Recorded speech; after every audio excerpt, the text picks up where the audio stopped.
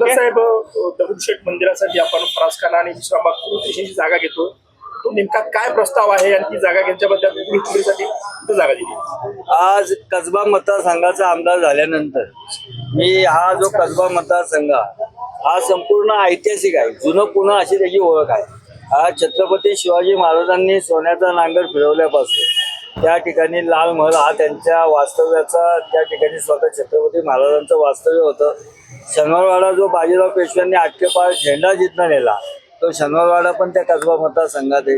महात्मा ज्योतिबा फुले, सावित्रीबाई फुले यांची पहिली शाळा त्याच ठिकाणी आहे. लोकमान्य टिळकांनी जेव्हा स्वातंत्र्य करता सार्वजनिक गणेशोत्सव चालू करावा ही संकल्पना आणली आणि तो गणेशोत्सव 1893 साली त्याच कसब्यातनं चालू झाला. अशा सगळ्या लवजी वस्ताद्यांचा, आद्य क्रांतिकारक लवजींचा वाडा सुद्धा त्याच ठिकाणी. असा पुण्याला दिशा देणारं नेतृत्व हे सगळं त्या ठिकाणी झालं. सार्वजनिक गणेशोत्सव 135 वर्ष त्याच ठिकाणी होत आहे.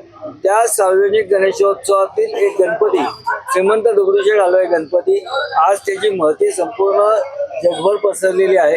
जवळजवळ 50,000 पेक्षा जास्त रोज भाविक त्या ठिकाणी दर्शनाला येतात. आपले जे सुट्टीचे दिवस असतात तेव्हा लाखांपेक्षा जास्त गर्दी त्या ठिकाणी असते. आणि त्याच्याच बाजूला असणारा फरसखाना आहे.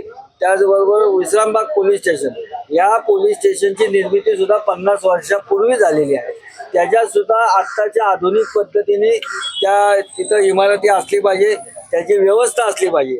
त्यामुळं त्याला वेगळी पर्यायी चांगली आधुनिक जागा देऊन ही मंदिराच्या विस्तारीकरणाकरता मिळावी असा आमदार म्हणून मी प्रस्ताव दिला. त्या प्रस्तावावर मुख्यमंत्री साहेबांनी त्यांचे निर्देश देऊन ते खाली आले आणि मागच्याच आठवड्यात पोलीस आयुक्तांनी तो प्रस्ताव शासनाकडे पाठवला. त्याच्यात त्यांनी काही कंडिशन्स ह्या टाकलेल्या आहेत. त्या कंडिशन जे शासन देईल, माननीय मुख्यमंत्री महोदय आणि सरकार ज्या पद्धतीने त्याला मान्यता देईल ती मान्यता घेऊन आम्ही त्या पद्धतीने पुढील अंमलबजावणी करणार. कालावधी किती असणार? कालावधी काय असणार आहे? पोलीस स्टेशन जागा पण दिलाय ना. पोलीस स्टेशन करता आपण जर ते काका हलवाई जो दत्त मंदिराच्या बाजूला जे काका हलवाई त्याच्या बॅकसाईडला आपल्या डीपी मध्येच पोलीस स्टेशनला आरक्षित असणारा 9 गुंठ्याचा एक भूखंड आहे. अजून 2-4 भूखंड आहेत. त्यातले जे प्रस्तावित भूखंड हे पोलीस खात्याला योग्य वाटतील आणि त्या ठिकाणी अतिशय सुसज्ज बांधकाम पूर्ण झाल्यानंतर पहिल्यांदा पोलीस स्टेशनची जागेची व्यवस्था झाल्यानंतर मग त्यानंतर ही जागा दगडूशेठला प्राप्त व्हावी अशी आम्ही त्या मागणी केली. किती कालावधी जाणार आहे या सगळ्या प्रक्रियेला?